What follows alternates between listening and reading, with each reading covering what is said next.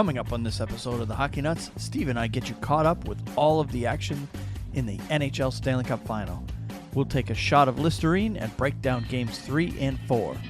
We'll also take a look at the playoffs in the American Hockey League, ECHL. We have some KHL news this week. We'll have all this, plus our picks of the week, coming up next.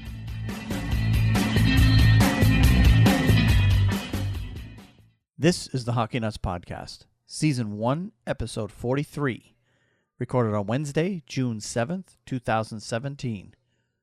NHL Stanley Cup Final, Games 3 and 4. Shut up and sit down.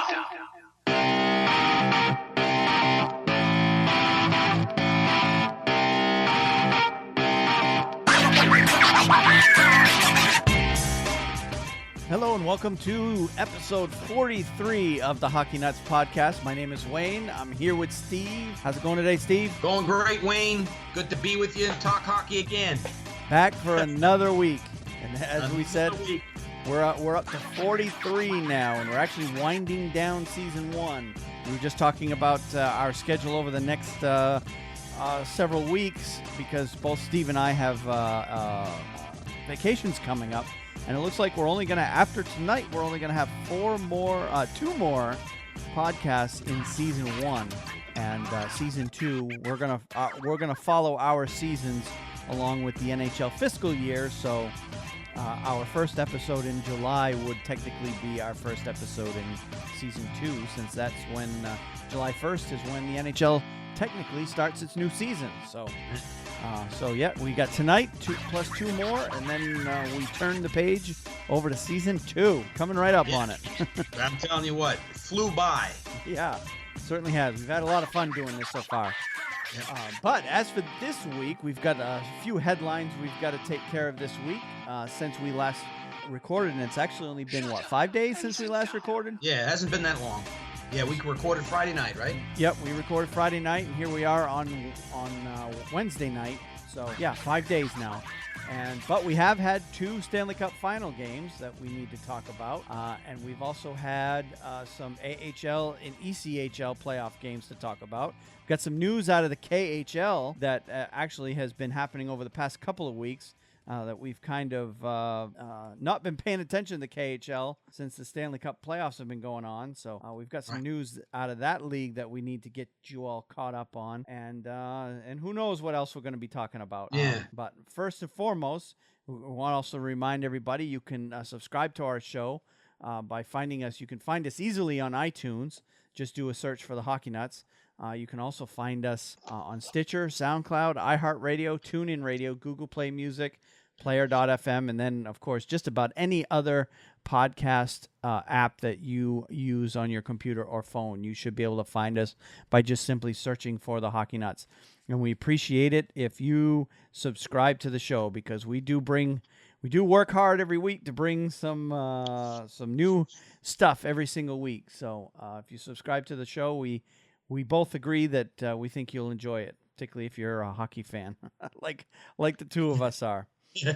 And we have also other ways to support the show other than just subscribing to it.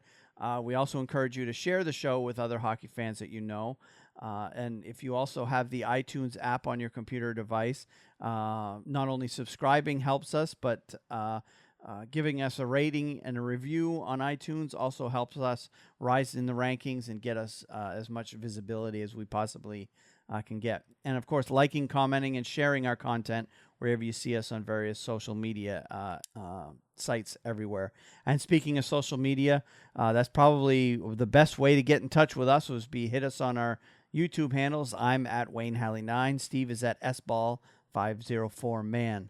You can also email the show directly at feedback@thehockeynuts.com. You can reach us through our Facebook page at facebook.com/thehockeynuts. And you can hit us on our YouTube channel, or at least watch replays of the recording of the show on YouTube at www.thehockeynuts.com/YouTube. And speaking of YouTube, we now have the ability to live stream right straight to YouTube. So if you want to watch us live, there's actually multiple places you can watch us record the show live. You can find us live on Facebook at facebook.com/thehockeynuts, of course. You can hit us on our YouTube channel by going to thehockeynuts.com/YouTube. And we're also, I know we're not using it much, but we're also live streaming on Twitch as well. But if you want to interact with the show, definitely hit us on our YouTube or Facebook channels. I do keep the comments section of both those pages up while we're recording. So if anything does come across, it may take me a few minutes to see it, but I will eventually see it, and we can interact with you that way. Also, you can support the show financially by using our affiliate links. We have 2 affiliate relationships set up right now. If you go over to thehockeynuts.com, look on the right-hand side of the page, you'll see 2 banners, one for hockeymonkey.com, one for amazon.com. If you click on those banners, it'll take you right to those sites. Any purchases you make through those sites, a little tiny kickback will come back to us as a way to thank us for everything that we do. And we appreciate those who've used it in the past and definitely appreciate those who will use it in the future. Now, let's get on with the hockey stuff. Here we go. We got several things to talk about tonight, Wayne. I'm excited about this too. We do. And the first thing on the top of the list is everybody's going to want to hear about it is games 3 and 4 of the Stanley Cup Final. Just a reminder, going into Game 3, Pittsburgh had a 2-0 lead. Games were pretty evenly matched in Game 1 and 2, but we definitely agreed that Pittsburgh was definitely the better team in Game 2 anyway. Even though Game 1, we agreed that could have gone either way. Although Pecorine did not play very well in either game. Now, right. Game 3, let's talk about that game to start.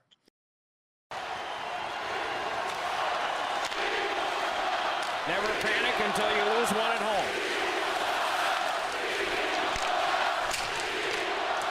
The chant here is the same one that was in Pittsburgh. We want the cup.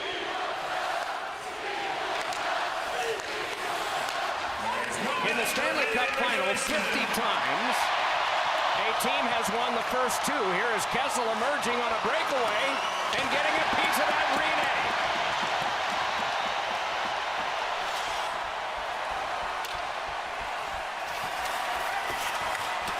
Goudreau around behind. Yarncroke angles it ahead and a drive by Irwin. And getting a piece of that was Matt Murray. 50 times there has been a 2-0 lead in the Stanley Cup Final. 45 times the team getting that 2-0 lead has gone on to win. 5 times it has not.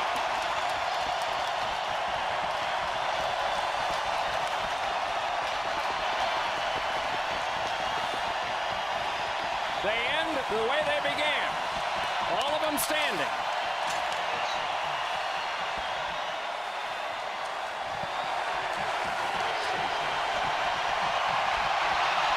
Predators take Game 3.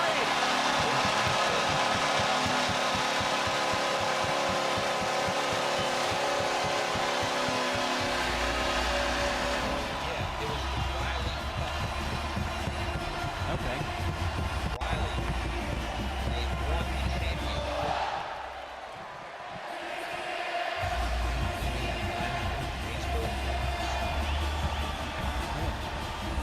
They gather around their goaltender with pats on the back.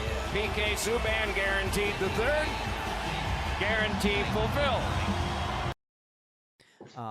That game, obviously, the series turns over to Nashville, which has been an absolute zoo. The entire city has been an absolute zoo for that whole series, or the whole playoff for that matter. And Game 3 basically went to Nashville. Yeah.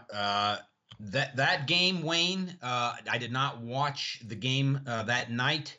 We had some things that came up and stuff, but I have since read some things, looked at some things. So I will definitely defer to you when it comes to the actual game itself. Okay. But it appears that Nashville was clicking on all cylinders, and it was a game that Pittsburgh never was in. I think Nashville came back, and I think the prognostication from PK Subban turned out to be hitting the nail on the top of the head there. So, yeah, that was the big story of Game 3 for sure. was PK calling his shot after game 2. We did talk about it during last week's podcast, how PK has guaranteed a win in game 3 because the game was back in Nashville. And of course, in game 3, actually Pittsburgh came out and went up 1-0 right away in the first period. 2:46 in, Pittsburgh scored the first goal. And it looked like after that point, and Rene was shaky to start in that game. He was very shaky in that first period. Right. So Pittsburgh jumped out to a 1-0 lead, and after 1, that's what the score was. So right then it looked like, oh God, here we go. This is going to be a short series. It's going to be 4-0 Pittsburgh. But in the second period, and at some point, and I can't exactly remember when, I'd have to go back and watch the game again. But the momentum started to change. Now, the one thing that I do remember is there were a couple of series of plays where Rene finally started to make some big saves. And I think that instant, I even remember thinking at one point, and I can't remember exactly when it was, if it was late in the first or early in the second, but there was a couple of plays like right back to back where Rene made some terrific saves. I'm like, oh, he's back. He was shaky to start, but he's back. Yeah. And now we're going to see what's going to happen. So after that, Rene basically shut the door for the rest of that game. Nashville came out flying in the second period, scored 3 goals in the second period to take a 3-1 lead. And then in the third period, add 2 more to take the 5-1 lead. And the place was rocking. I mean, that place was just rocking that night. It's been amazing to see how the fans and the way they have been there in Nashville. So yeah, and it always starts in Nashville with the national anthem, where they bring out one of the biggest stars in country music every game, and it's been someone different every game.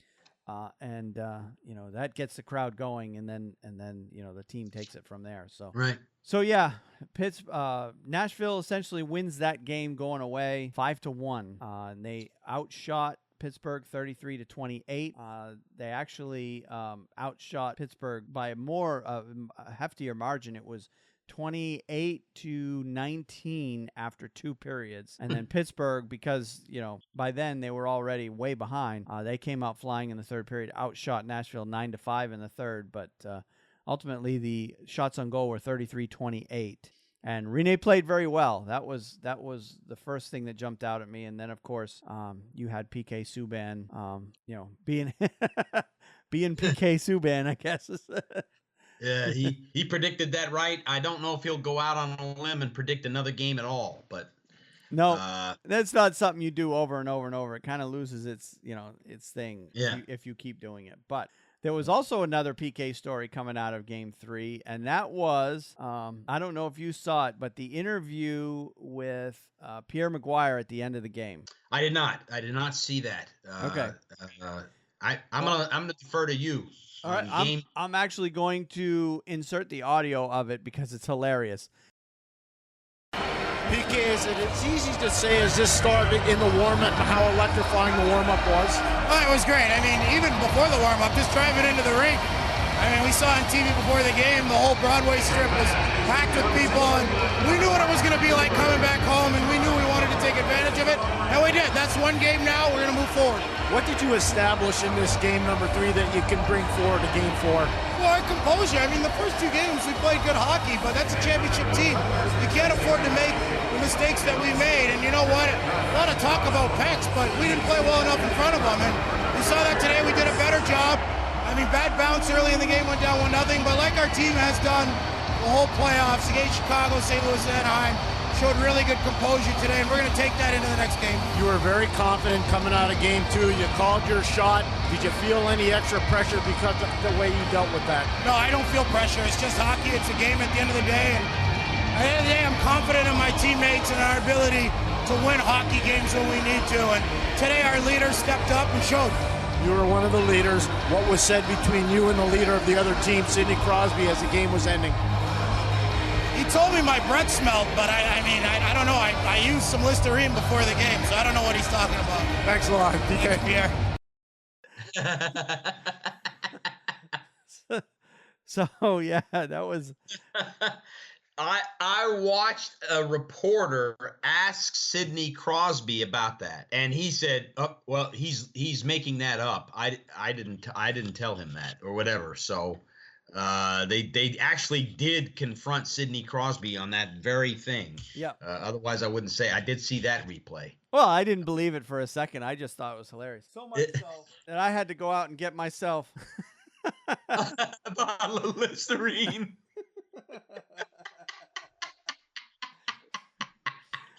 So I got my Listerine ready to go for the next game because PK said so.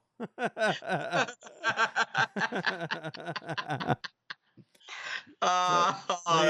that was so hilarious, that reaction, because it's just refreshing to have someone do that stuff like that. You get the same dry answers from the players over and over and over again. So I thought it's kind of cool. They're not going to say exactly what's being said on the ice. What's said inside the glass stays inside the glass for the most part for those guys. For him to come up with the Listerine joke, that was just hilarious. So I was like, you know what? I got to get me a bottle of Listerine for the next game. I'm ready to go.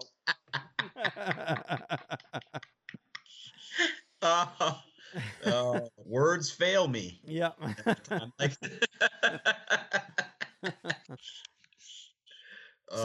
So Nashville basically blows away Pittsburgh in Game 3 to make a statement saying, hey, we're back in this series.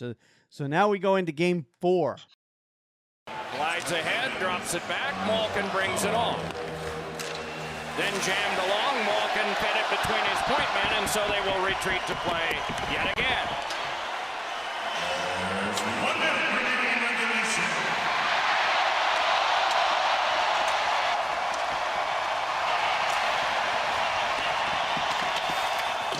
The NHL is 100 years old.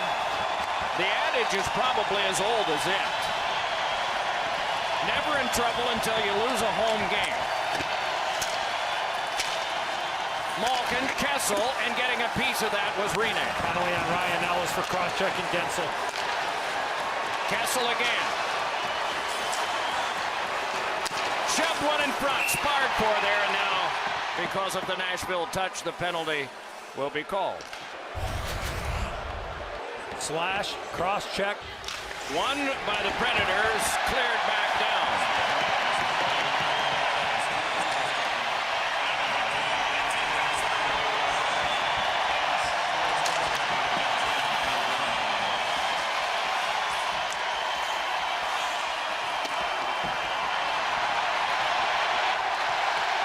It's the best of three.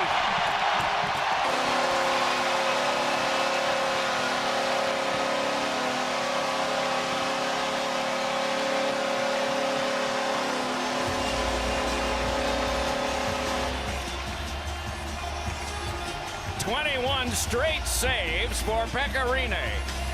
A question mark when he arrived back in Nashville, replaced by an exclamation point. And the series is even at 2. They salute the crowd here, and the crowd has saluted them all night.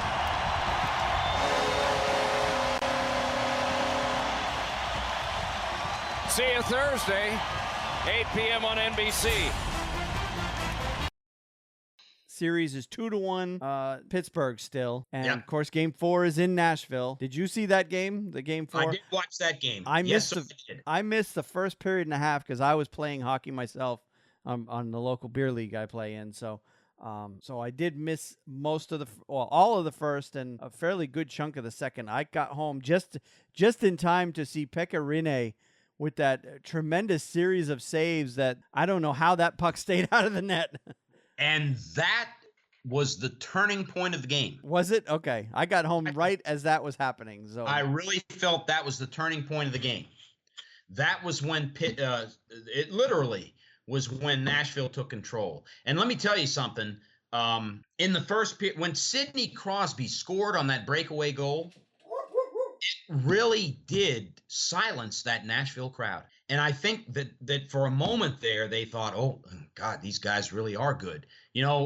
It was like here comes the best player in the NHL. Yep. On a breakaway, and he faked, and he had to fake Pekka Rinne at least twice before he shot the puck in, and he actually banked it off the post, and it hit off Pekka Rinne's skate and went in the net. And the whole Nashville crowd just went, ah. Yeah. And it was kind of almost a silencing of the crowd, except for a few fans. And I really felt like Nashville was like, oh my gosh, what just happened?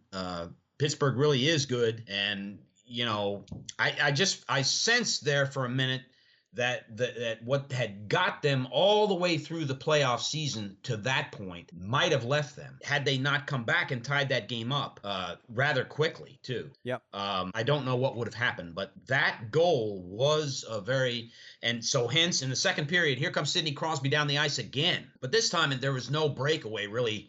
Pekka Rinne was ready for him. And it wasn't nearly the same type of a play. But when he stopped him and they had defensemen down there to stop him and everything, it's like it reignited that passion that crowd has. And they really never looked back after that.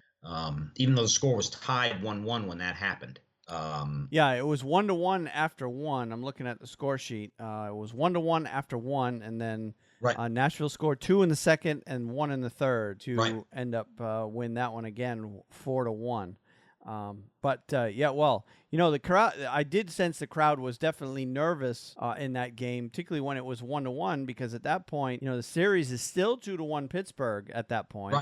Right. If Pittsburgh wins this game, it's 3-1 and pretty much game over for Nashville. I think so. I think so because and Wayne, now there's no. If they had won that game in Nashville the other night, I think that it would have been very, very probable that they would have won Game 5. I really do. I think they would have taken Game 5 and taken the series.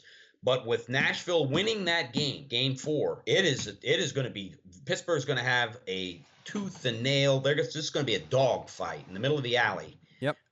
On tomorrow night. It's going to be a hell of a game. There's no guarantees Pittsburgh's going to win that game. And I think Nashville's going to come out there with their collective soul on the ice. They are going to go all out to win that game. I really think that's the game that they have to win because they know going back home. I just don't think Pittsburgh's going to win Game 6. I really don't. That they're going to throw out the kitchen sink tomorrow night and try and win that game. Yeah, I think ultimately, and it happens so often from year to year and series to series. Whoever in a series that's tied, whoever wins Game 5 usually ends up winning the series. Right.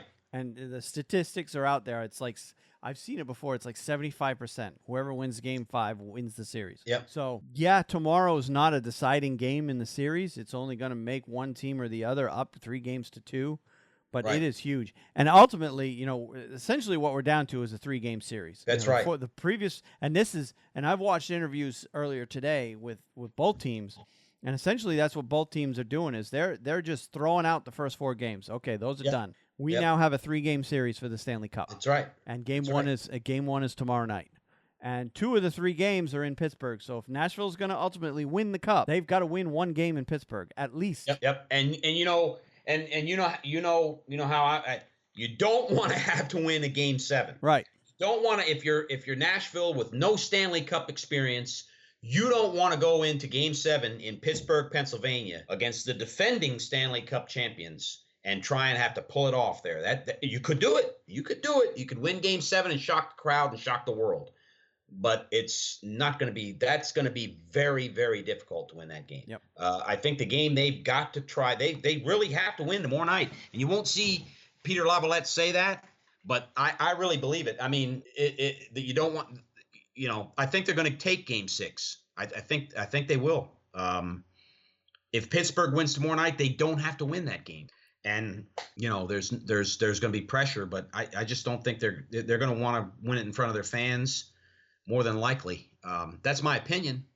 But It's tomorrow night is a must-win if you're the Nashville Predators. Well, for both teams, and Yeah. I think right now with the momentum that's on the side of Nashville, if Rinne continues, because I think what's been going on with Rinne with the first 4 games so far is all up here. It's all in his head. Yeah. If he comes out with confidence tomorrow night in Pittsburgh, Pittsburgh's got their hands full. They really do. Oh yeah. Oh, I agree. They really do. I agree. Because I thought in Game 3 and Game 4, Pittsburgh, from start to finish, now there were, periods of, time when Pittsburgh outplayed Nashville, and there were periods of time Nashville outplayed Pittsburgh. Overall, the whole game, and of course the scores show it, Nashville was the better team in both games. Yeah. Overall, Yeah. they outshot Pittsburgh in both games, and they obviously outscored them in both games, Right. and just about outchanced them. It was pretty even last night, a lot more even last night than it was in Game 3, but ultimately, Nashville won the game because they outplayed Pittsburgh at home. Pittsburgh had no answer for the so-called seventh man. Yeah. that crowd. Yeah, you're right.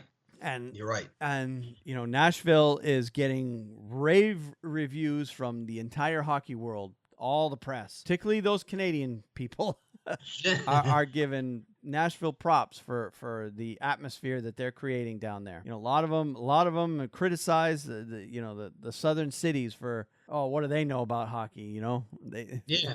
That kind of stuff. Yeah. Well, Nashville fans are showing them that hockey is alive and well in the South, and it can do very, very well. Yeah, I agree. I agree with Good. you. So, Game 5 again tomorrow night, Thursday, June 8th. Game 6 will be Sunday, June 11th.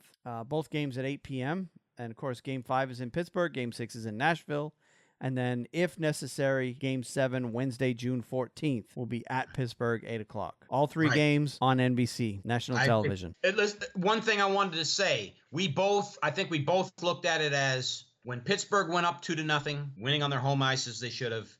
Game 3 was a pivotal game. However, it really never materialized the way that pivotal games do. I think Nashville just far and away took that game, and at some point, Pittsburgh just let it go. But I'll say it again. Yep. Tomorrow night's game is a pivotal game. Much so than Game 3 was. Yep. Because I really believe whoever wins that game is going to win the Stanley Cup.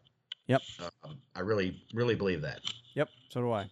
Chances are pretty slim that the loser comes back and wins 2 in a row. But stranger things have happened. So that's guess that's why they play the games, and we're gonna enjoy every second of it. All right. Well, that's all I have on these 2 games. I don't know if you wanted to add anything more to that. No, that's it. As I said, I can't really speak well of Game 3. My wife and I, we had some stuff to do. We got home that night, and then we find out about the tragedy in London, and so that grabbed your attention. Yeah, that grabbed our attention, and we forgot all about the game. And yeah. So, and I'm, Wayne, we have listeners there, our prayers go out to them. Certainly. With everything. And so we just, we wish things, I guess the work that people are doing over there, we wish that work finishes up speedily and they're able to gain some confidence, I guess, in their ability to handle things like that. Yeah. See, they've had a lot of that stuff lately over there, and we're hoping that they can get things. I don't know if I want to say back under control, but it's not the right term. But that's how I would have said it too. Yeah. So anyway, all right. Well, let's move on. We have transactions we want to talk about, and I only found one this week. And supposedly it was a pretty decent one. I don't know this player, but there were several teams that were trying to get him. The Blackhawks have won the Jan Ruda sweepstakes, I guess if you want to call it that, on Wednesday. They signed the 26-year-old Czech defender to a 1-year, $925,000 entry-level contract. The Blackhawks beat out both the Edmonton Oilers and the Calgary Flames, who were also both very interested in Ruda. In 46 games last season with Chumatov, Parati of the Czech League, the right-handed shot, Ruda scored 8 goals and career highs in assists and points, while also adding 2 goals and 13 points in 17 postseason games in that league. Pretty good numbers. He's a defenseman, so Yeah. So it looks like Blackhawks once again are going to find a way to come up with a decent player when they just basically, because the Blackhawks are in major cap trouble, and it's simply due to the fact that they've got 3 players taking up like $26 million of the salary cap. A huge chunk of their cap is gone. Yeah, they've got Kane and Taves, who are over $10 million apiece. And I believe either Keith or Seabrook, one of the defensemen, if not both of them, are like $6-7 million a piece as well. So those 3 or 4 players, granted, those 3 or 4 players are, do a bulk of our reason for the bulk of the success the Blackhawks have had in the last several years. But when you have that much salary being taken up by those, you've got to basically do some magic at the lower end of your lineup to keep the bottom end of the lineup playing well. And looks like the Blackhawks have done it once again with this signing. Time will tell, obviously, how Ruda will do in the league, because he's never played in the NHL before, but he won't be your typical rookie. Yes. And that $925, I believe, is the maximum rookie contract, isn't it? $925 is the maximum rookie contract. Yes, it is. Yep. And that's a 3-year deal, right? For 3 years? Yeah, I didn't. No, 1-year deal. Okay. So he'll be restricted. Well, no, he may be an unrestricted. 26 years old. I think when you're 27, you're unrestricted. I could be wrong, but but we'll see. We'll see what plays out there. But anyway, speaking of the Chicago Blackhawks, they're going to name Ulf Samuelsson an assistant coach to fill the vacancy created by Mike Kitchen's firing, a source told the Arizona Sports' Craig Morgan. The former NHL defenseman served as head coach of the Carolina Hurricanes American Hockey League affiliate, the Charlotte Checkers, this past season, guiding them to a 39-29-7 record. And a first-round appearance in the Calder Cup playoffs. He was an assistant coach with the Rangers from 2013 to 16, and associate coach of the then Phoenix Coyotes from 2006 to 11. Kitchen was fired after the Blackhawks were swept out of the first round by the Nashville Predators in April. The move was reportedly made to send a message to Quenneville and didn't sit well with the head coach, who spent 7 years with his former assistant in Chicago and several more in St. Louis. Samuelsson played 5 seasons with head coach Joel Quenneville as members of the Hartford Whalers from 85-86 to 89-90. So whatever message they were trying to send to Quenneville, firing his longtime assistant by hiring a former teammate, I don't know what that does. Well, Ulfie Samuelsson, the Rangers liked him. He was a good head. He was a good assistant coach, and we were sorry to see him go. But he did well. My experience with him was that he was a vocal guy, a good guy for the locker room. And when the Carolina Hurricanes, the Checkers, signed him, he was missed. He was not. It's kind of like we lost Ulfie Samuelsson. We lost Mike Sullivan around. Both of them were gone. Yep. And and there are a lot of Hurricanes fans that are disappointed that Samuelsson has left too. But I can tell you, I know you see him as a positive figure, particularly with his Rangers ties. But as a Bruins fan, you ask any Bruins fan who was a fan back in the late 80s, early 90s, and Ulf Samuelsson has a middle name in Boston, and it begins with the letter F. Because he's partially responsible for the knee problems that Cam Neely had because of one of the hits that he laid on Cam Neely that took him out for a whole season. Oh, wow. And he was never the same after that. So, yeah, Bruins fans are not too fond of Mr. Samuelsson. Oh, wow. Well, I didn't know that. Yeah. I don't want Boston Bruins fans cursing my name. Please forgive me for that, Wayne. Yeah. I'm just telling you from a Rangers perspective. Yeah. He was not some guy that come in there for 2 or 3 years. Yeah, he was the assistant coach, but really didn't make his mark. He left. Yeah. Ulfie Samuelsson was there during our Stanley Cup run and the subsequent year when we went to the Eastern Conference Finals. So he presided over some good seasons from assistant standpoint. And when he went down to Charlotte, look, they went to the playoffs. Yep. They went. They say he's a decent coach as a coach. The playoffs. Yeah, he's a good coach. And he was a very physical, intense player as a player. So if he's got that same same way of coaching as he was as a player, then yeah, I could see why that some teams are fighting to grab him. And I know the Carolina Hurricanes are disappointed to lose him. So because he was definitely in line as possible replacement for Bill Terry if and when the Hurricanes decide to move on from Bill Terry, which is by no means is going to happen. All of reports is Bill Terry is, right now his job is safe in Carolina, but because he's done a fairly good job and he's, he hasn't had a lot to work with in that town, but that team is getting better, and both you and I believe they're gonna, if they don't make the playoffs, they'll be pretty damn close this coming season. So yeah, I personally believe they will absolutely make the playoffs next year. I'm banking on it. So yeah, if I had to pick on it too, I would pick Carolina to go as well. But anyway. All right, well, let's move on to injuries unless you had some other transactions you wanted to mention. No, Nope. No, that's good. Okay.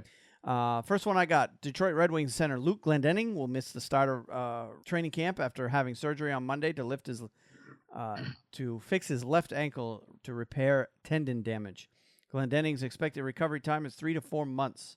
Surgery was done to repair an injury he suffered late in the season, Red Wings general manager Ken Halden said Tuesday. He hoped he would improve with rest and immobilization, but we decided at this point that surgery was necessary to make sure he's ready for next season. Glendening, who's 28, broke his ankle and partially tore tendons during the Red Wings' 4-3 overtime win against the Carolina Hurricanes on March 27th and missed the final 7 games of the regular season.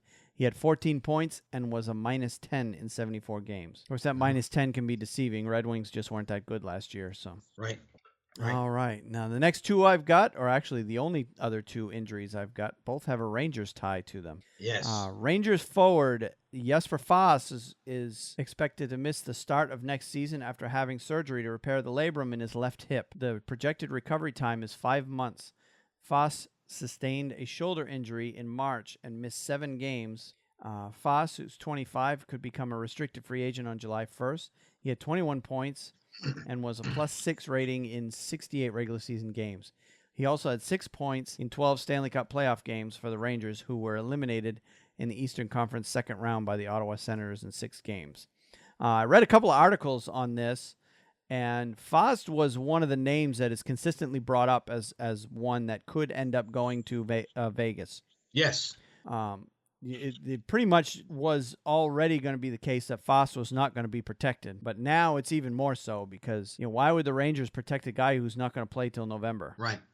Now, go ahead. Go ahead. Oh, what that Go ahead. does is essentially, that also devalues him to the point where Vegas probably won't take him either. Right. So it looks like Foss will end up staying with the Rangers at the very least. Yeah. Assuming they can re-sign him. I can tell you he's a fast skater. No pun intended. He's very fast on the ice. But, he is. He's a fast skater. He'll do anything the coach tells him to do. He's kind of a jack of all trades type guy. Wears a lot of hats on the ice. He's gritty and tough. And so the Rangers, they're going to have a tough time. Will they protect Kevin Hayes? I don't know if they can. But Jesper Foss was definitely one of the players I would have selected who would be vulnerable for the expansion draft. And now that they have he's sustained this injury, I don't know that Vegas will touch him. I they think, probably won't. I don't expect I think they're going to want to, not that he's damaged goods, but they're going to want to, if they can bring in another player from the Rangers who doesn't have an injury, who is, as capable as Jesper is, then they're going to do that. Right. And absolutely. I'd have to look again at who they can save. And I'm not sure whether JT Miller is available, but you have JT Miller, Kevin Hayes, and Jesper Foss all in that kind of grouping. Yeah. And Antti Ranta's name has been brought up a lot too. Antti Ranta had a great season. Yeah. Although again, it remains to be seen how the goalie thing is going to work out for them. I think they're going to get a good goalie. Yeah. Especially with Ben Bishop signing, and they've given him the top goalie rights in Dallas, why Vegas would not sign Antti Niemi or bring him in as the player from the Dallas Stars, I don't know. And maybe they've got their eyes on a couple more, but that is a guy now who is definitely his best days in Dallas are going to be as a backup. They're going to have Ben Bishop as a starter. Well, the name I keep seeing in terms of goaltender for Vegas is Grubauer out of Washington. Okay. So he had a great season too. And they, they're obviously saying Grubauer. A lot of people are saying Grubauer is a starting goalie, but he's stuck behind Braden Holtby. So, and he's not going to go anywhere fast. So, so everybody's expecting Grubauer to be chosen unless Washington makes a deal with Vegas to prevent that from happening. Right. But because everybody also agrees that the two Pittsburgh goalies are not going anywhere, that Pittsburgh will be making a deal with Vegas to make sure that the two goalies they have remain there, assuming both goalies want to keep working as a tandem the way they are now. Right. and I think with if Pittsburgh wins the Stanley Cup, I will almost guarantee you, they'll find a way to make it work. Yep. Okay, well, that's enough, or that's everything I've got on the Foss injury. The other Rangers player is a big one, Henrik Lundqvist. Yeah. Apparently sustained an isolated grade 1 MCL sprain in his knee playing for Sweden at the 2017 World Championship. The Rangers confirmed a report by Swedish website Expressen.se and said they don't expect any issues with Lundqvist going forward.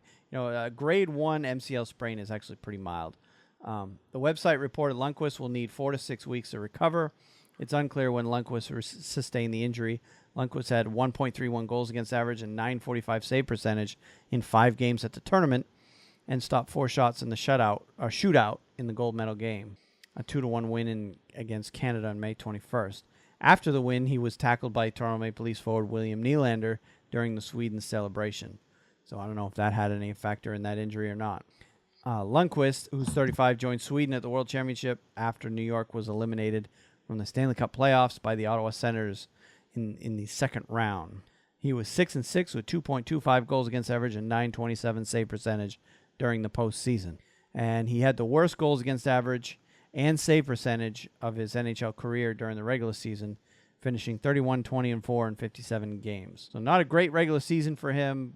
Okay playoffs. And, right. And, obviously was a big factor in Sweden winning the gold in the Worlds. But at some point along the way, he got this little injury, and it looks like it's just going to require rest to get it back. Right. My take on it, my wife and I watched that final game. And it was indeed when William Nylander jumped on top of him.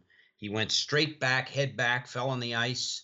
And as soon as he got up, the cameras would show the expression on his face.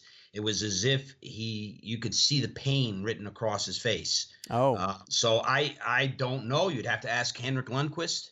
But I wouldn't be surprised at all if that's what caused the injury. And you could, when he was up receiving the award, and Sweden got the cup, his brother Joel Lundqvist went up and got the World Championship trophy. They panned over to Henrik Lundqvist, and it was paining him just to stand up on the ice. Wow. So I didn't notice that. Yeah. Yeah. So. That it might have happened before then. It might not have happened in the shootout at all. But that's when I think it happened. Well, so for compensation, Nylander should go to the Rangers then. The Rangers don't have to give a pick away in the expansion draft. No, just for nothing. Nylander to the Rangers for nothing.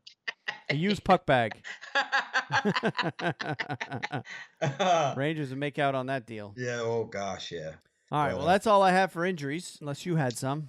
No injuries to speak of. All right. And I didn't have any milestones, records, honors, or suspensions or fines this week. So unless you had some, we'll move on to the other interesting stories that we had going on. And there were a few of those, actually, because, for 28 teams, or actually 29 teams now, they're in the off season. So you're starting to see some of these, more and more of these off season stories come up. But one I wanted to note, I've been seeing it on the NHL. The NHL.com has been doing their greatest teams or the top 100 teams, whatever they want to call it. top 100 teams in history, Right. and they took fan voting and all that. Well, they finally got down to the top 10, and the number one all-time team, according to NHL.com, was the 84-85 Edmonton Oilers. They were named the greatest of the NHL top 100, and I probably would not argue with that because I remember that team. I was all of, 12 years old that year? But I remember that team. They were a run-and-gun group, and led by Wayne Gretzky, of course, and Yari Curry, Paul Coffey. I mean, Grant Fuhrer. Grant Fuhrer and net. That team went 15-3. Messier was on the team. Yeah, Glenn Anderson. I mean, the list goes on and on. I think there were like 6 or 8 Hall of Famers on that team. But that team went 15-3 in the Stanley Cup playoffs in the 84-85 season. Including a 5-game win against the Flyers in the Stanley Cup final. And I don't know if you remember, Pelle Lindbergh was in net for the Flyers in that final, who died tragically in a car accident not long after that. Yes. Wayne Gretzky set NHL records for assists in that year with playoff assists, for 30 assists and 47 points in a single postseason. So 47 points in 18 games. That's incredible amount of points. You don't see that nowadays, that's for sure. And he scored 7 goals in the Stanley Cup final alone to tie the modern record shared by Jean Beliveau of the Montreal Canadiens and Mike Bossy of the New York Islanders. The number 2 team all-time was the 91-92 Pittsburgh Penguins, led by Mr. Mario Lemieux and a very young Jaromir Jagr. And the 76-77 Montreal Canadiens were the number 3 team. And those 2 teams were dominant in the years that they played as well. Okay, the next story I've got, Ryan Johansson continued the Nashville Predators' takeover of the city, is the way the article reads. Johansson was named honorary mayor of Nashville for the day during Preds Pride Day celebration at City Hall on Monday. I'm really excited, he said prior to Game 4 of the Stanley Cup final against the Pittsburgh Penguins on Monday. What a cool opportunity and tremendous honor. It's great that they thought about having a Predator out to do something like this and celebrate our team. I'm just going to soak in the experience and really enjoy the experience of being honorary mayor. Along with Mayor Megan Barry, he unveiled a sign renaming 5th Avenue South as Predators Way for the entire month of June. That street runs alongside Bridgestone Arena. So the whole city's getting into it there. Yeah, they are. There's no question about it. Yep. And I haven't seen it like this even. I can't remember the last time I've seen a team like this. That's this captivating. A lot of people that are going there and have been there are saying they've never seen anything like it. So right.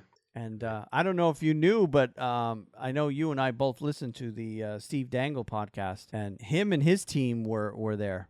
What really? For I know for Game 3. I don't know about Game 4, but they were there over the week. Wow. So I don't know if it's a radio station or a TV station they work for in Toronto, but whatever station it was, probably foot the bill for that. But he was sent there. Wow, that is something.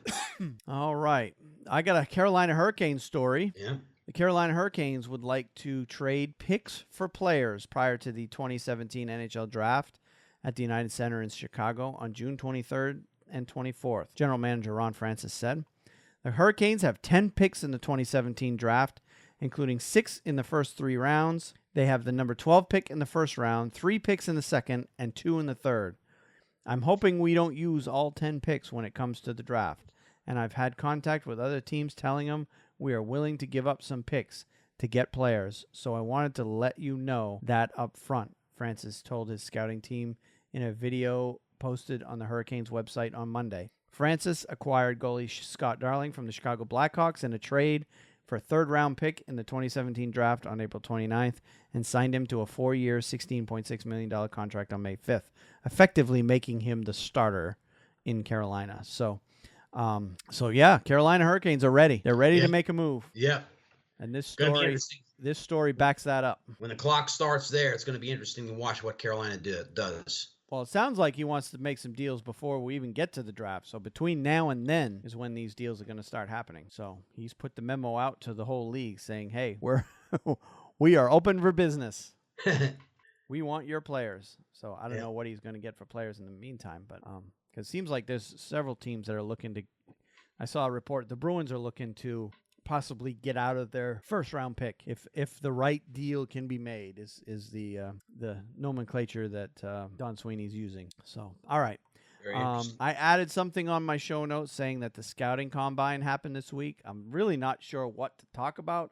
All that essentially is essentially all the draft picks are gone to Chicago. Or is it Chicago, or did they go to Vegas? For some reason I was thinking they were in Vegas. Ooh. No, they must be in Chicago. They got to be in Chicago. It's where the draft is. Yeah, right. So they had the scouting combine basically where they bring all the draft picks in and they just run them through a battery of tests and they rank all the players according to how they do on the tests. And, in my mind, it essentially doesn't mean much. You may see a player move up a few spots, move down a few spots based on the results of these. I know the NFL puts tremendous amount of importance on how these players do at the scouting combine, but the NHL, it doesn't really matter so much. It just basically shows them how good a shape the player is in, and I believe they do some mental tests as well. So yeah, that went on this week as well. Really not much to report out of that. Dallas Stars forward Valeri Nichushkin could return to the NHL next season after playing this season in the Continental Hockey League. Stars Director of Amateur Scouting Joe McDonald told NHL.com on Friday at the NHL Scouting Combine that it will be up to Nichushkin. He's in Russia now and is 50-50 on whether we get him back next season, McDonald said. In the end, it'll be up to him if he wants to come back. Nichushkin has 1 year left on a 2-year contract he signed with CSKA on September 20th. He had 24 points in 36 KHL games. If he does return, Coach Ken Hitchcock and him will have to forge a relationship, McDonald said. If you watch Pittsburgh Penguins center Evgeny Malkin during the Stanley Cup playoffs, that's what Val Nichushkin can be in the end. But it's whether he has it in his heart. If he wants to do it, he can do it. Nichushkin, who's 22, was selected number 10 overall in the 2013 NHL draft. He has 34 points as a rookie in 79 games in 2013-14, but missed all but 8 games in 2014-15 because of hip surgery, and had 29 points in 79 games in 15-16.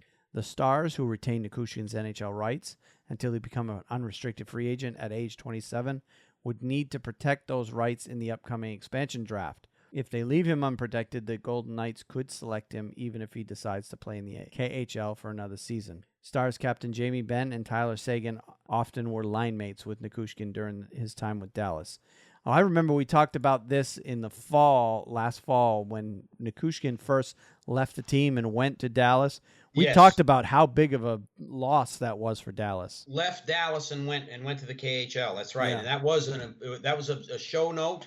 It was an important part of a podcast in the early part of the season. Yep. And I don't believe for 1 second he'll ever be as good next year as Evgeny Malkin. That's a load of hokey. Ken Hitchcock can say that, but he's not going to come out there and score 80, 90 points next year. It's not going to happen. I mean, I'm not a gambling man, but that's 3 or 4 years down the line, he builds and I up think his that's what he confidence. was. I think that's what he was referring to. He said that's the kind of player that he can be in the end. Meaning, once he's fully developed, they think he can be that type of player. Probably won't. Even then, he probably won't be as good, because if he was that good, he wouldn't have been picked 10th. He would have been picked 2nd or 1st. Right. Because Malkin was. Malkin, you're talking about a guy who's won awards for scoring. Right. One of the best players of the last 10 years. And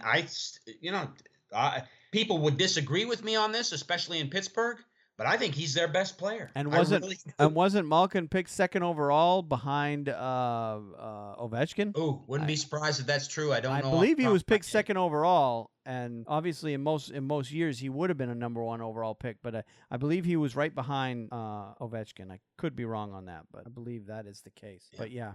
But basically the bottom line is Nichushkin's a great player, and it seems to be that he has that cloud over him that many of the Eastern European players have, that stigma of they can be a great player when they want to be. Right. The passion for some of their players is not as good as I think some of us in the NHL as fans would like to see. Right, because that you see it in spurts, you see it in little hits here and there, but you don't see it consistently.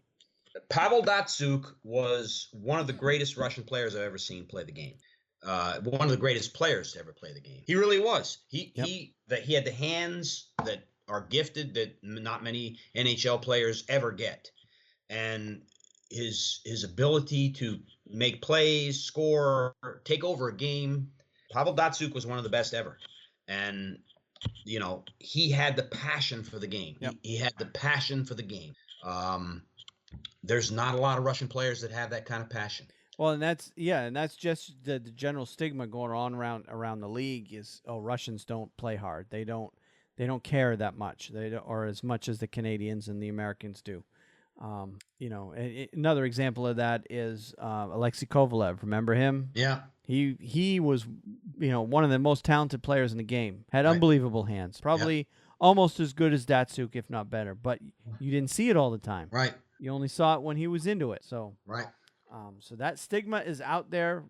Fair or not, right or wrong, the stigma is out there about those Eastern European players, and it appears that Nikushkin is just the latest in a long line of players that is carrying that stigma with him. But if he does come back to Dallas, he'll be a great addition for them, and that will go a long way to bring them right back to relevance. Right. Because last season, before he left, and before they sustained all the injuries that they sustained, they were a cup contender by a lot of accounts, by a lot of people. And we picked them to make the playoffs, both you and I. Yep. It remains to be seen on Dallas. I don't know whether they'll make the playoffs or not. Well, he will help if he comes back. Yes. But we'll see if that remains to be seen. Okay. Now, we have talked at times about the KHL team Kunlun Red Star out of China. Yes. They have made some news this week, and that they now have a women's team. Kunlun Red Star has a women's team that is going to be playing in the Canadian Women's Hockey League. Now, there essentially is two women's professional hockey leagues in existence right now. You have the CWHL, which is where this Kunlun Red Star is going to play, and then you have the NWHL, which is largely based in the United States. I think there's one, maybe two Canadian teams, but there's a team out of Boston. I'm not sure exactly where all the teams are, but there's essentially two women's leagues right now. And the Canadian Women's Hockey League is all Canadian, at least up until now. But now China is going to have a team, which is it's going to be interesting. Yeah. To have a team over there. Well, there's going to be a bunch of Canadian players. They interviewed one of the women that's going to be playing for them, Kelly Stack, who is she Canadian? She might even be American. I don't know much about women's hockey, so forgive me for being ignorant on the matter. But Kelly Stack, who's a well-known name in women's hockey, I just can't remember if she plays for U.S. or Canada. I believe she's Canadian. Will be playing for this Kunlun Red Star Hockey Club, along with several other Canadian players. Actually, she is American. She lives in Boston, looking at the article. So she will be playing for the Kunlun Red Star. And basically, the way it's going to work, because of the travel distance between them, because this is why I would love to see a worldwide hockey league where teams from all over the world, all in one league, the best league in the world. Right. But the travel makes it extremely difficult. But the way that this women's hockey league is going to make it out, and of course, they don't play 80 games like the NHL does. Right. They only play 30 or 40 games a season. Is each team that's based over here will travel to China and play Kunlun 3 times in a row over a span of however many days it takes them. But they'll go over there. I think it said each team will go over there twice. Can't remember how many times, but they're going to go over there and basically play games against that team, several in a row. And then at the same time, the China team will come over here and play several games in a row against the same Canadian team. So, and that's how they'll do it, kind of the way baseball does with the 3-game sets to cut back on the travel, the amount of travel. So that's how it's going to work. Be interesting to see. Another story that we could follow for next season. Yes. To see that the Women's Hockey League is expanding to China. We'll see how they make that work. And, I can guarantee you the NHL is going to be watching. And if they can make it work, you might see the NHL look at something like that. At least expand to Europe anyway. I don't see China as being an option. But anyway. All right. The next story I have is just a kind of a note on ticket prices. I don't know if you saw this story. NBC Sports had a story earlier this week. Actually came out today. I did not see the story. Apparently, someone paid more than $31,000 for 4 tickets to see Game 6 in Nashville this Sunday night. Absolutely. That is almost $10,000 a ticket. Yep. According to Darren Ravel of ESPN, a fan has paid $31,845 on StubHub for 4 seats along the glass for Game 6 in Nashville. And I've been watching the ticket prices for some of the games, and I think we looked it up. I looked it up about an hour before Game 3, and I think they were about $1,100 a seat for the cheapest seats. We're talking nosebleeds, way up high. $1,100 a seat in Nashville for Game 3, about an hour before the game. But somebody has paid $31,000 on StubHub for 4 seats. I guarantee you, whatever season ticket holder that sold those tickets did not pay that price to the Predators for that. No way. And he could probably buy his season tickets now for the rest of his life. If he sold them, somebody wrote a check for $31,000 to him. He doesn't have to worry about selling. Hey man, I'm buying my Preds tickets for the next 10 years. Yeah, really. Yeah. Well, they are glass seats, so when you watch Game 6 in Nashville, take a look at the fans that are sitting in that first row along the glass and know that 4 of them paid about $8,000 a piece for those seats. That's insanity. For a one game, for 3 hours of entertainment, $8,000. It's got to be somebody who's got that, Wayne, is walking around money. Oh yeah. Somebody who made that on the interest, an interest on their bank account that day. Oh yeah. Yep. Yeah, for some people, for very few of us, we're not included, but for some people, that kind of money, that's just the price you got to pay to go to a premier event like that. Yeah. So yeah, that was kind of an interesting story that crossed my thing. Okay.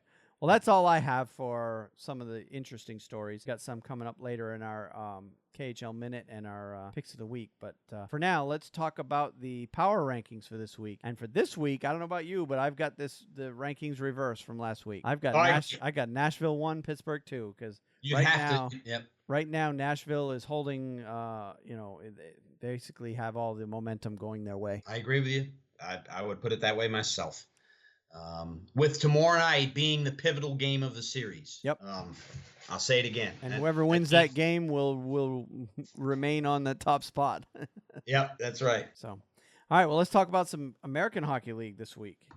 There's actually only been 2 games that have been played in the American Hockey League as of right now in the Calder Cup Finals, and that is the Grand Rapids Griffins are up 2-0 over the Syracuse Crunch. Yes. And both games were in Grand Rapids, so the home team essentially is holding court in that series. Grand Rapids won Game 1 3-2, won Game 2 6-5. So both games were very close. Obviously could have gone either way. The Game 2 actually went 2 overtimes, so it truly could have gone either way. And in the American Hockey League, they do a 2-3-2 format, obviously to cut down on travel costs.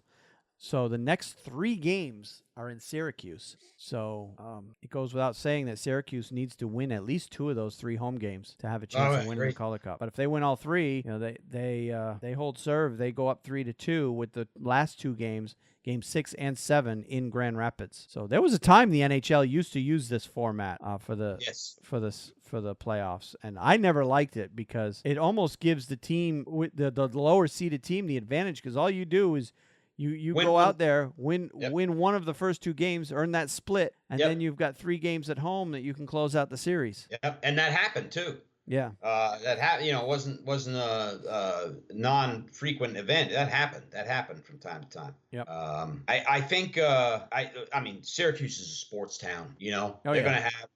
I don't know the Syracuse Crunch. I don't know. I know the Tampa Bay's affiliate, but that's going to be a very interesting series now that it has made it to Syracuse. And as you say, if they can pull off 2 victories, that's really all they need to do.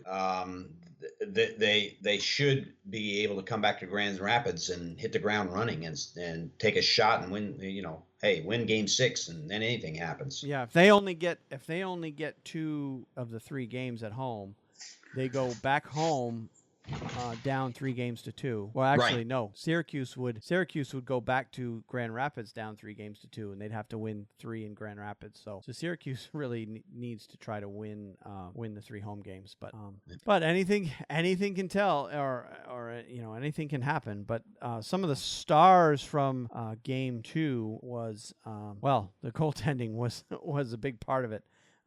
Syracuse got 55 shots on net. Grand Rapids only 51, so it was very close there. Mike McKenna was the goalie in net for Syracuse, and Jared Coro was the goalie in net for Grand Rapids. So Grand Rapids, of course, is the minor league affiliate of the Detroit Red Wings. Right. So that leads me to believe Detroit's going to be good very quickly again. Yeah. So really no letdown there. But in that overtime that Game 2, Ben Street had 2 goals, 1 assist for Grand Rapids, and 5 different players for Syracuse scored goals on their side of the ice. So in Game 1, of course, was a 3-2 win for Grand Rapids. Again, 2 goals by 2 different scorers for Syracuse. And Thomas Nosek was the star of that game. He had 2 goals out of the 3 that Grand Rapids scored, and it was the same goaltenders in net for both teams. So, all right, well, let's move on to the Kelly Cup playoffs, and that one is actually over. That is over. Yes, they crowned the Kelly Cup champion 2 nights ago. It was, I don't have either the 4th or the 5th. The 5th. Right. Yep. And that one wasn't much of a series. It ended up being a 4-game sweep. Colorado swept South Carolina 4-0. Game 1 was 3-2. Game 2 was 3-2. And of course, Game 1 was 2 overtimes. Game 3 went overtime, and that was a 5-4 final. And Game 4 went 2-1. So all 4 games were close. Yes. So it's one of those cases. Games 3 and 4 were in South Carolina. Yep, games 3 and 4 were in South Carolina, and 5 would have been if they would have been able to extend it. But with 2 overtime games in the 4 games, and the other 2 games being 1-goal games, obviously the games, any one of those 4 or all 4 could have gone the other way. And so even though it was a 4-0 sweep, the series was much closer than it looked, basically. So. Congratulations to Colorado for winning the Kelly Cup in the ECHL. I had an additional story on that Matt Register was named the MVP of the 2017 Kelly Cup playoffs and is the first defenseman to win the award in the ECHL's 29-year history. Really? Yes. So congratulations to Matt Register. I saw where he had scored on the level and 8 goals and 16 assists. I think he had 24 points in the Kelly Cup playoffs. I could be mistaken on that. Nope, you're right. He had 24, and only Alex Belzile scored more points. A forward on the Colorado team had 26 points. So yeah, for a defenseman to be second in the playoffs in scoring, that definitely warrants some recognition right there. Very good. And Wayne, I tell you, I have not followed the AHL over the years like I have the ECHL, because the ECHL for me, and I've lived here in Greensboro for 24 years now, and before that I lived in Charlotte, is very, very, it has a strong following in this area. There's been a number of teams from the South in particular. That's right. In that league. And now I grew up in New England, and I've only been here for 8-9 years now. So I grew up following the American Hockey League a lot closer. That's right. Because we had, I've attended games in Portland, Maine, Manchester, a couple of the Massachusetts cities. I've been to games all over New England, American Hockey League games, and so I grew up with a lot of knowledge on the American Hockey League. Most of the games I attended in Portland, Maine, but I've seen a number of teams play in the American Hockey League, and I've actually yet to see a game in person in the ECHL. It's a lot of fun, and it's a lot of fights. Oh, yeah. It's one of those things where you say, I went to watch a fight and a hockey game broke out. Yep. Or however, it is very much like that. The fans come there to see that. Yep. They pay their money to go see it. Yep. It's a fact. So, but they're a lot of fun. If you're a hockey fan, a True Grits, type guy or gal, and you want to go watch a team play their hearts out on the ice, what those guys do. They play very hard. Yep. So it's a lot of fun. Yeah, they do. They're 2 steps below the NHL. So the guys in that league are mostly trying to make a name for themselves to get recognition or get noticed, essentially, to possibly get moved up to the American Hockey League, which is the next level up. And the AHL, those guys are trying to. There's a lot of fights in that league, too. Not so much as the ECHL. But again, you got some guys in that league trying to make the names for themselves in order to get noticed by NHL teams to possibly earn a recall that way. But you'll also see guys in the American Hockey League trying to make a name for themselves on the score sheet as well. So, yeah, I do remember one game, though, I went to in Portland, Maine. I don't remember, 10, 15 years ago, somewhere in that neighborhood. It was against the Providence Bruins against the Portland Pirates. And by the end of that game, it was nearly a 4-hour game. By the end of that game, the penalty box each had about 5 or 6 guys in it. There was 4-on-4 on the ice. And the Portland Pirates had, I think, 4 guys on the bench. And Providence had 3 guys on the bench. Everybody else had been kicked out of the game.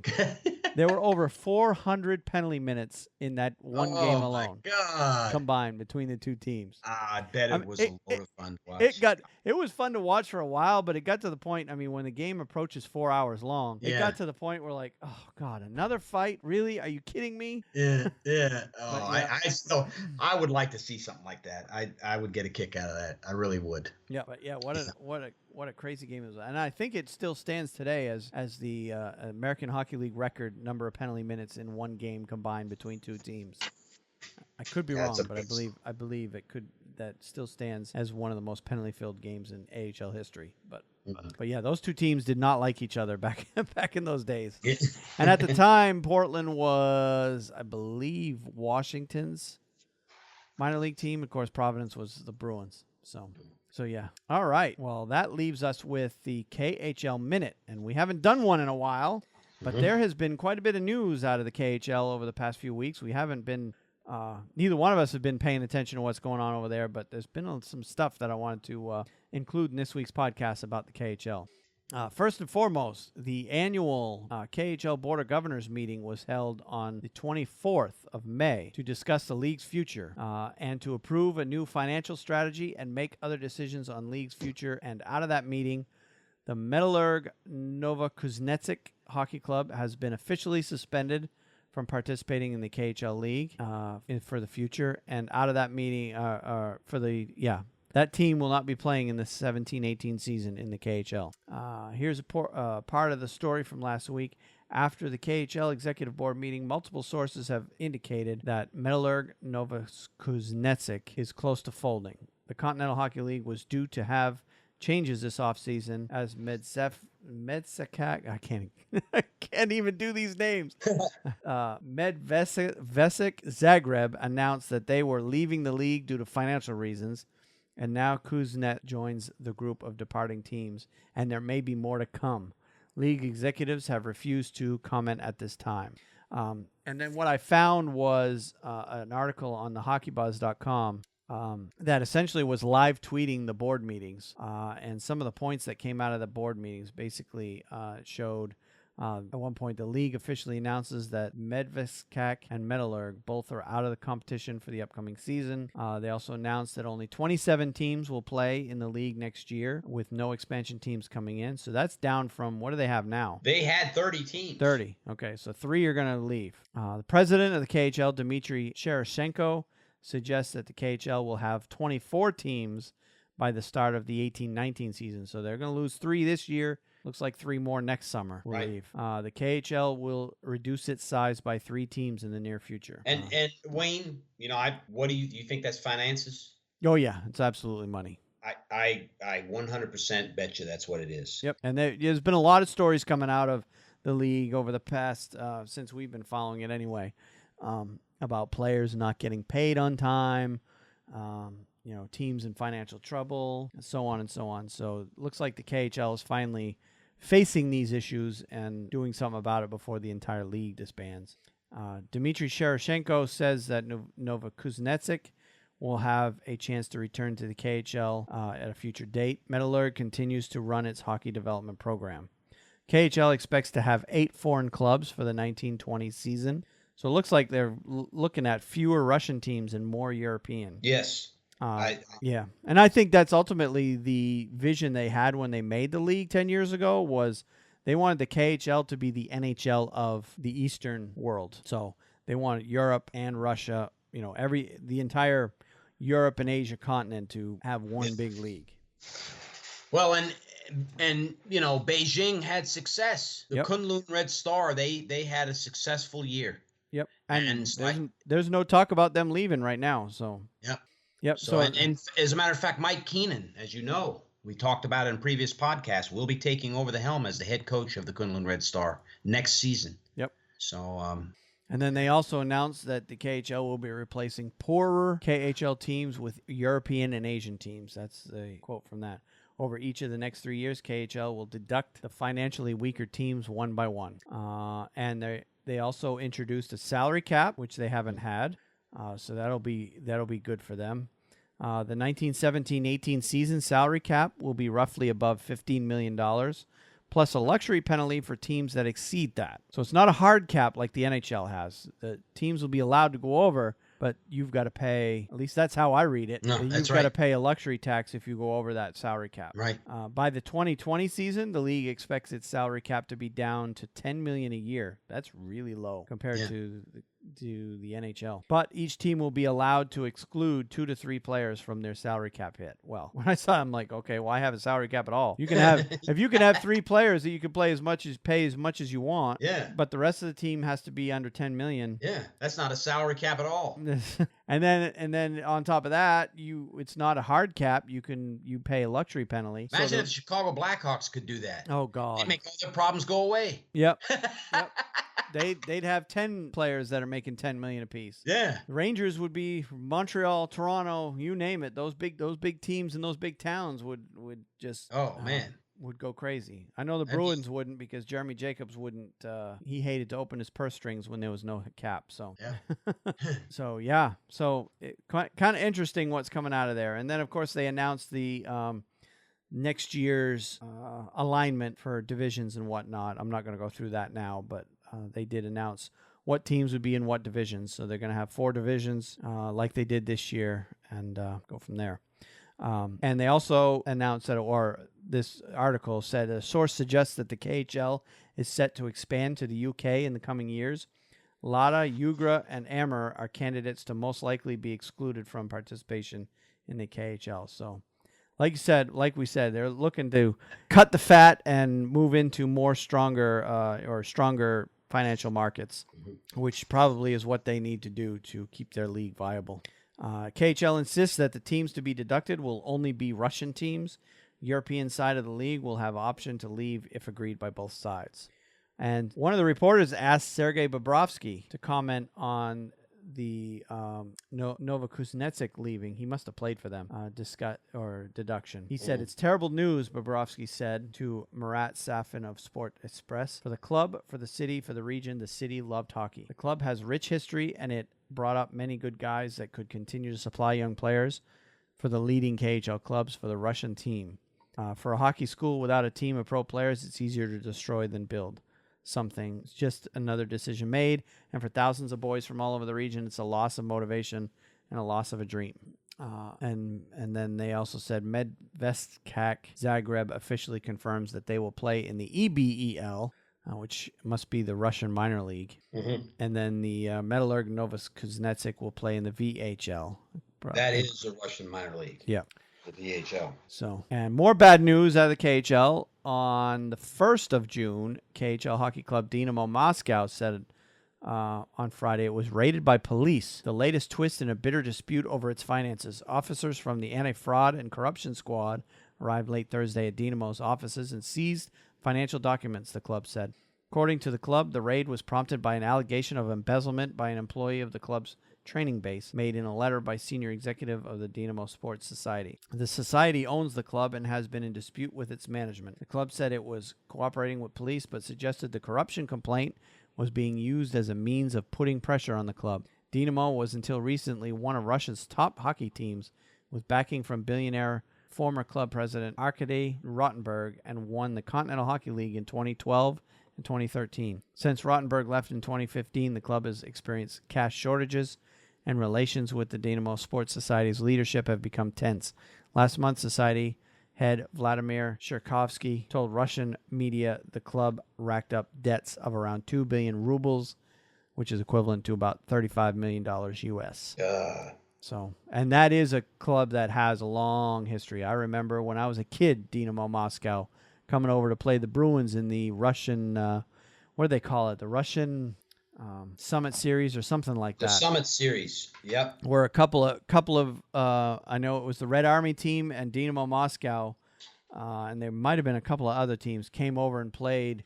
Almost every NHL team at the time played at least one game against one of the Russian teams. And the Bruins ended up playing Dynamo Moscow, and so that team's been around a long time. So, but that's not one of the teams that's leaving the KHL. They got to sort out their internal issues. That's all. So, but some good news out of the KHL again. Jokerit Helsinki and St. Petersburg announced that there will be an outdoor game held in Helsinki on December 2nd to celebrate 100 years of Finnish hockey and the 10th season of the KHL. The Ice Challenge will be played in front of over 18,000 people at the Kasaniemi Park. As expected, Jokerit also announced that a Liga game, which is the Finnish, the top league in Finland, a game will also take place at the same field right about at the same time. They haven't announced the date yet, making it more entertaining in the front of the best of Europe and best of Finland. Two of the traditional Helsinki teams, HIFK and Jokerit, are now joining 100 years of Finnish power. So, and the article goes on. So they're getting into the act of outdoor games now over there. Yeah, and I think they'll be wildly successful. Yep. It's a small stadium, though, 18,000 people. Yeah, that's not a lot of people. Well, interesting. I don't know. Yeah. Finland's not the most populated country in the world either. So, all right. So that's all the news I have for KHL. So a lot of bad news coming out of there. We'll be following that for sure and getting you updated as anything comes out. Because, yeah, their season starts right up here in about 2 months. It starts in August. Yeah. Yeah, that's right. They don't have long. Yep. They're already halfway through their offseason over there. But with all this bad news coming out of the KHL, the only thing that pops in my mind is I think you're going to see an influx of Russian players coming over here. If the money is that much of an issue, a lot of those players, if they know they can get more money by coming over here, they're going to come over here. And we've already seen it.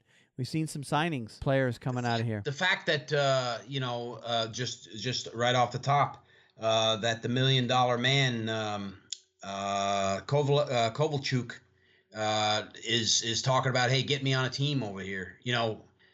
He's hands down one of the top 5 players in the KHL and has been for years. Yep. He's coming over here. It's money. Yep. That's what it's all about. Yeah. Some of these players are just trying to make as much as they can before they're too old to make any more. So I guess you can't blame them for that. Yeah. All right. Well, we're at our picks of the week. Yes, sir. And I actually have 2 because I couldn't decide which one I wanted to talk about, and I really wanted to talk about both. Okay. You want me to go first then? Get mine out of the way? Yeah, go ahead and get yours out of the way. Yeah, that way you can mine, Wayne, I sit back and here's the Nashville Predators were the 16th team to enter the playoffs this year. If you added it all up, they were the 16th place team. Yep. They were an 8th seed, and here they are, 2 games from being on top of the hockey world, the NHL Stanley Cup champions. And I tell you what, they could very well do it. We might be sitting down here next week talking about the Nashville Predators as the Stanley Cup champions. Absolutely. Well, here I am looking through the articles this week, and all of a sudden I come across this article. Nashville mayor pens letter excusing Predators fans late for work. Can I use it? Oh, I'd love to use it. The times I've come into work at I get up at the crack of dawn. Yep. And my eyes look like road maps. I've stayed up until 11 or 12 o'clock at night, getting up 3 o'clock in the morning to go to work. Anyways, Megan Barry, who is the mayor of Nashville, absolves those celebrating Nashville's victory against the Penguins in Game 4 of the Stanley Cup Final. And the article goes like this. Nashville Mayor Megan Barry has you covered. If you're an area resident, tired from celebrating the Nashville Predators' win 4-1 against the Pittsburgh Penguins in Game 4 of the Stanley Cup Finals on Monday. Barry wrote a letter excusing those supporting Nashville's victory for showing up an hour or two late for work Tuesday. The letter reads, and I quote, "Dear blank, it is with all the powers invested in me that I hereby excuse blank for showing up to work an hour or two late this morning. Blank was merely performing their civic duty last night by staying up late to watch our Nashville Predators take on the Pittsburgh Penguins in the Stanley Cup Final. In fact, I would be disappointed if you were not doing the same thing. So if your hardworking employee turns up a little late today, I hope you can show mercy and not throw them in the penalty box. Go Preds, Mayor Megan Barry." Now, I tell you, that was her letter. The article went on to read, "It only seems natural that Predators fans are a little tired after celebrating the Cup Finals' inaugural trip to Nashville and Preds Pride Day on Monday. Barry proclaimed a civic holiday across Nashville, enabling her staff and the city's workers to wear their Predators gear ahead of Game 4. She even relinquished her mayoral duties for the day, naming Predators forward Ryan Johansson honorary mayor. The best-of-7 series is tied 2-2 and shifts to Pittsburgh for Game 5 on Thursday, which means Predators fans might have to find their own excuse for showing up late for work Friday." And I've tried to liken myself to that. If I ever walked in the door with a note like that to my boss, whether or not he might say, "Steve, don't let the door hit you in the rear end on the way out." Well, you know what? I think I'm going to get that letter and I'm going to fill it out. And whether or not I show up late on Friday, I'm going to drop it and leave it on the desk of my store manager, because you know what? He is a Pittsburgh Penguins fan. Oh, is it? So, I mean, he's not an avid hockey fan anyway. He's from the Pittsburgh area. So he's a Steelers fan, and, he's a fan of all of, the Pittsburgh team. He's from that area. So he is following in that sense. He's not a hockey fan at all, but, him and I have had discussions all throughout the playoffs, about the Penguins, and I'm going to drop that letter on his desk Friday morning. Just to get a reaction out of him. Show up for work on time, though. Anyways, that was my pick of the week. Pretty crafty little thing there the mayor of Nashville did, and I certainly wish them the best. Me and you are pulling for them. Yep, we are definitely pulling for them. And in fact, with that in mind, while you were reading that, I looked over at the live stream for on YouTube, and we actually had someone comment in. Loganator Logan commented, "Who do you want to win, Preds or Pens?" So, and to answer your question, if you're still watching, I am definitely on the Predators bandwagon in this series for sure. That's right. I think we both committed to them when the series started. Yep. That we were both going to hope for the Pittsburgh Penguins to fall on their face. But neither one of us really have a dog in the fight. We're just rooting for Nashville to win in this case. Yeah. That's right. So, all right. Well, good. I'll move on to my stories then. And the first one I have is good old Charles Barkley. Attended Game 4. I don't know if you saw any of this. Yes, I saw though. Yeah. So he was all over the place that night. He showed up between periods and talked to, Liam McHugh and what's his name there, Loudmouth. Yeah. Anyway, and I'm not talking about Chuck, but anyway, Mike Milbury. Mike Milbury. There we go. I don't know why I couldn't remember. He's a former Bruins head coach, for crying out loud. But anyway, so he got interviewed before the game, after the game. He talked to Gretzky in a pregame press conference when they announced the top NHL team of all time. They were having a press conference with Gretzky and Coffey, and he crashed that. But some of the comments that he comes in. Well, first he walks up to the table at the press conference with Gretzky and Coffey, and Barkley walks in. He just walked up to the stage quietly. He says to Gretzky, "Who is your favorite black athlete of all time?" Barkley asks. And very quickly, Gretzky turned around, saw Barkley, and without hesitation, he says, "Grant Fuhr."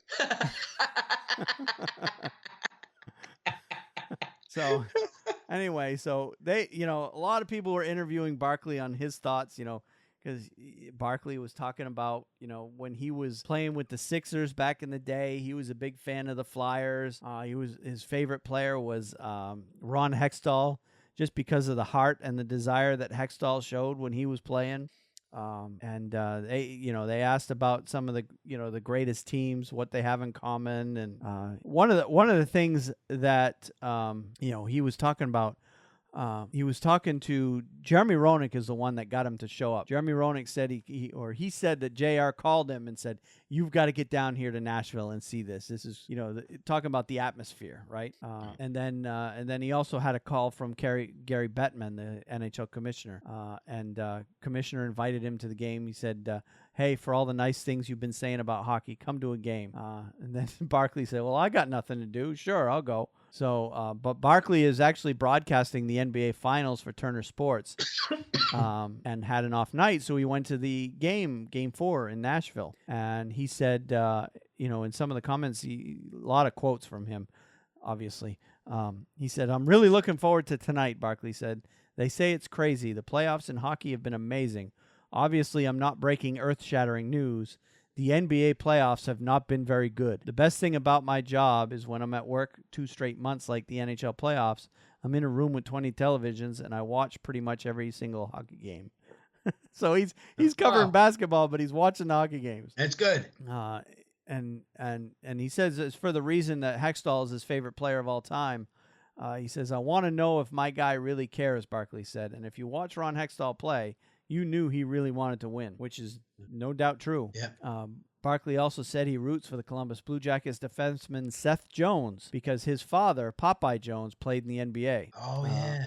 And he also said, "We probably should pay more attention to the regular season," but he said, "There's nothing more nerve-wracking than the Stanley Cup overtime hockey," Barkley said. "It's the craziest thing you're ever going to see. It's one of the reasons why I just love the sport."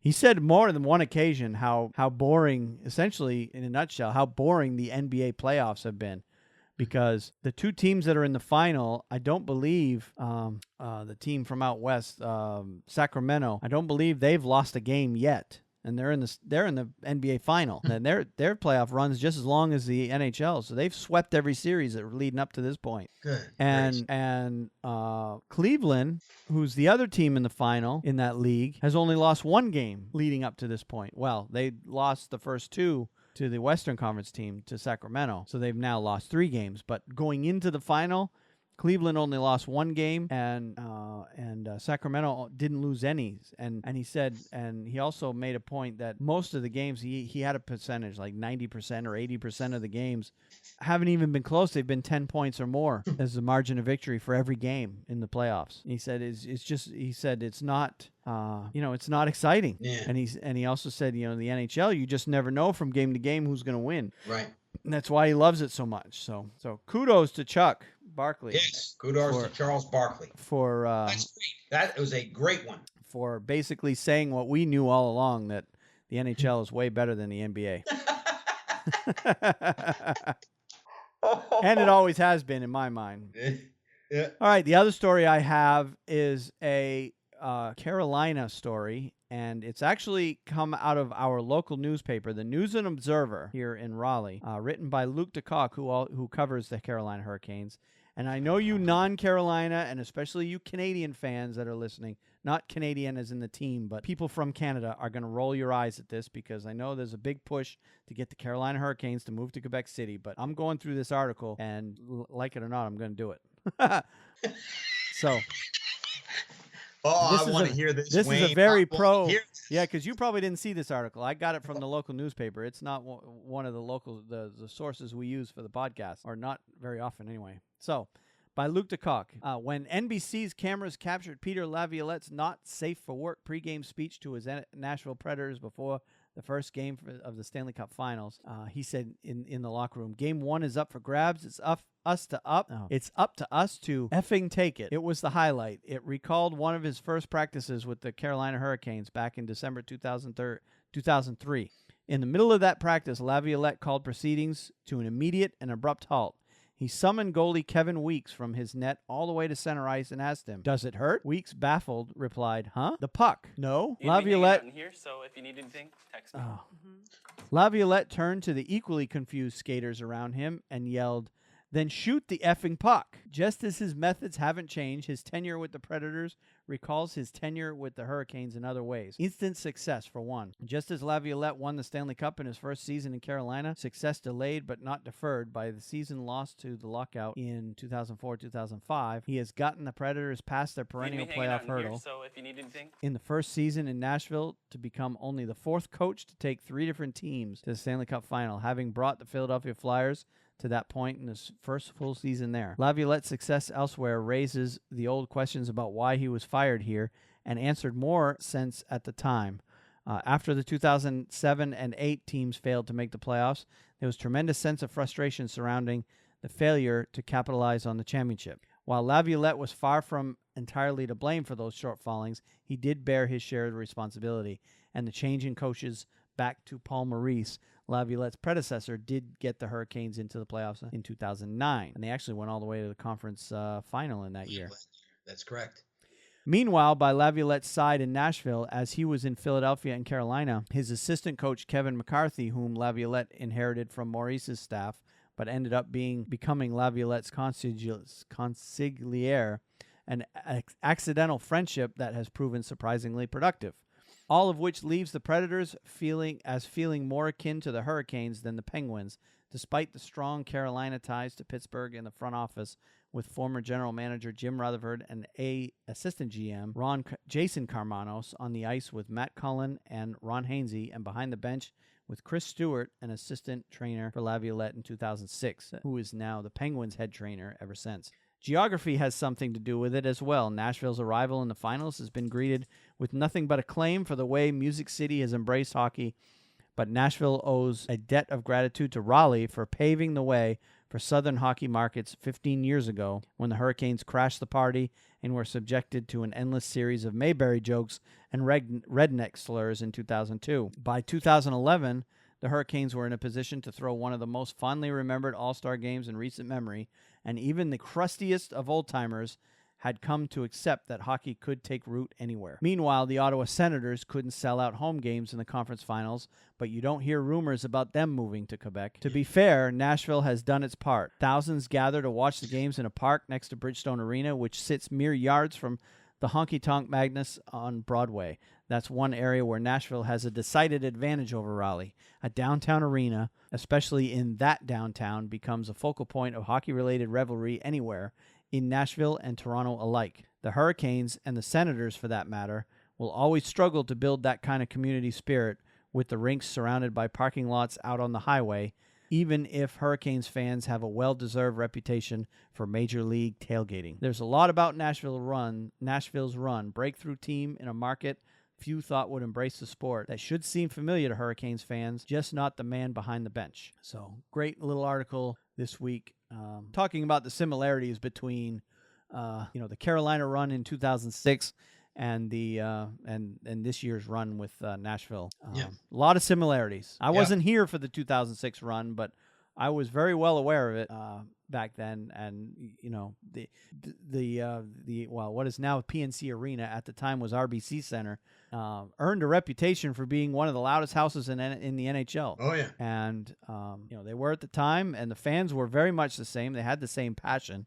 Unfortunately, missing the playoffs 8 straight years is going to damage that passion in a lot of ways. So, So if Nashville wants to continue the momentum that they've gathered, they should take a lesson from Carolina Hurricanes and at least try to keep their team together for the most part, because Carolina wasn't able to do that, and it really hurt them. So, and they're struggling to build that now. But yeah, we've been hearing rumors all season long about how bad the attendance is in Carolina, and let's move them to Quebec and all this. Of course, all of those stories are coming out of Canada, and that are not. It's just the press trying to sway public opinion the way the press does. They do it in politics. They do it all throughout these things. And there's a Canadian press that's desperate to get a team another team to move to Canada, namely Quebec, and there's also talk of a second team in the Toronto area, and everybody's targeting Carolina because of the attendance issues that they've got going on here. But I assure you, when Carolina gets good again, and it's going to happen, it's a matter of time. It's not a matter of if, it's when. The fans will come back. And if Nashville can't hang on to the momentum that they have right now, and they can't keep the fans coming, or if they can't continue to win and they go on a dry spell like Carolina has of 6-8 seasons in a row missing the playoffs, you're gonna see the passion go away there too. I can guarantee it. I mean, that's right. That's right. Hockey has to be something that grabs your community and stays with your community. You look at who you're competing against. Some of the teams in Canada, some of the teams in the northern United States, and I'm just picking, but the Toronto Maple Leafs, they could be the worst team in the NHL, and the ACC Center will sell out. It's because hockey is in their lifeblood in Canada, and most of the teams there are successes. The New York Rangers are doing very well, but I can tell you that their fans support that team even in a dry losing season, and I know it's the same in Boston. Yep. We're talking about teams that the Detroit Red Wings, that they have a great following with passionate fans who show up whether the team wins or loses. And that's how it has to be. It has to be that way. And you and I beat it to death, that one podcast about the Hurricanes and the possibility of them moving to Quebec. I think that would the fans in this area would be in uproars over that. I don't know what happens in Quebec, but I can tell you that the passionate hockey fans in this community would not like to see that happen at all. And so for that reason alone, I really believe the NHL is going to want to do everything they can to keep a team in Raleigh. Yep. Which is a good hockey community. Yep. It's a good hockey community in Raleigh. And it's getting better. And one of the major reasons for it is the Raleigh-Durham area. There's very few cities in this country that are growing at the rate that this area is in terms of population. And it's all people moving in from other parts of the country. It's not they're just multiplying like rabbits here. This is people moving to the area, choosing to come here. And a lot of those people are coming. They're like me. They're like you, coming in from other parts of the country, hockey mad areas, in fact. Right. And we want our hockey too. And it's a little bit selfish, but we want NHL hockey here as much as anybody. That's right. And when this team gets good again, you're gonna see what this area can do. Right. And they've had some management issues. They've had some ownership issues. I think the management issues have been solved. They've got a decent coach. I think Francis is doing a good job as a GM here for the most part. They still need to solve their ownership issue, but once that is solved, assuming they got an owner that will keep the team here, that's the big question. They need to find an owner that sees the value in this market. There's no other professional leagues to compete with here. That's one of the major selling points with this market. There's no NFL, there's no NBA, there's no Major League Baseball. Right. So competing for the fan dollar. Carolina Hurricanes are the only major league team in this market, and it's a big market. That's right. This area is growing. You combine Raleigh, Durham, Chapel Hill, the whole triangle area as one big market. Yeah, it's spread out, but you take the overall number of people here, it's as big as any of the mid-sized markets anywhere in this country. Right. They're not up there with LA, Chicago, Boston, New York. They're not that big, but as big as any of the other cities are around. I mean, it's a major market, and there's definitely value here, and they just got to you got to have a good product on the ice, and once that happens, if you build it, they will come. Is the old saying. That's right. That's the way it is, and this is not the only market that's like that. Yeah, this is right now. Carolina's at the bottom of the attendance structure, but that's just because of the product on the ice hasn't been there for years. You're talking 8 years in a row this year, and it'll be 9 next year if they don't make it again. But you and I both believe that won't happen. But if that were to happen, you take the 31 teams and you take an 8-game playoff or 8-year playoff drought in any one of those, or in all of those 30 cities for that matter. Look at them all. How many out of the 30 do you think would be struggling with attendance? I would venture to say at least half. Oh, easily. At least half the teams in the league would struggle with attendance if they were forced to deal with an 8-year playoff drought. So right now it's Carolina. Before Carolina, it was Florida Panthers. Florida Panthers. They struggled until they started getting good and got their ownership issues solved. Arizona has been struggling, and the product on the ice hasn't been that good. Chicago even struggled before Kane and Taves got there. They were struggling for years at the gate. For a long time. And That's that right. was because they had an owner who was not doing the right things, that they should have been doing. Detroit, they stunk. Yep. And then they come along and got Scotty Bowman and some things going and started clicking. And those are major hockey markets. So to say that Carolina is a bad hockey market, all you got to do is look 7 hours drive to our west to see. I mean, literally Nashville is at the same latitude as Raleigh. Yeah. Practically the same, they're due west of us right here. And they're making it work, but they got a great product on the ice. Yeah. So granted, Nashville's probably, it's a different city than Raleigh because you've got, it's the hub of country music. So there's a lot of money there, but but look at the Columbus Blue Jackets this year. They had a great season, great attendance. They struggled for years. They struggled for years. Yep. But here they are. They turn it around. John Tortorella gets them going. The fiery speeches, but that man. Listen, I listened to it for years in New York, and they made it work. Yep. So yeah, you fans of other teams are rolling your eyes at us supporting the Carolina market, but we're here, you're not, so believe us when we tell you this is a good market, and once the product is decent on the ice, you're going to see a turnaround. You're going to see the Carolina fans come back, and if they can find a way to get back to the Stanley Cup final, you're going to see the same passion in the fans here as you're seeing right now in Nashville. So all right, very good, Wayne. Enough whining about that. That's right. All right, let's go ahead and close the show then. Let's talk about the next couple of weeks coming up. We alluded to it at the beginning of the podcast. You and I discussed dates over the next month or two. And right now, of course, this is all tentative. Our next podcast is going to be on the 15th. And we've set a recording time at about 6 p.m. if you want to watch us live. Obviously, if you're subscribing to us on your podcast apps, you'll just get it when you get it. But if you want to watch us live, 15th at 6 p.m. is our next scheduled recording. And that will be, and one thing we'll be discussing next week, obviously, is the conclusion of the Stanley Cup final. And we're also going to discuss a lot about the expansion draft, because that's the very next thing that happens right after the final ends is the expansion draft. So we'll be talking a lot about that next week.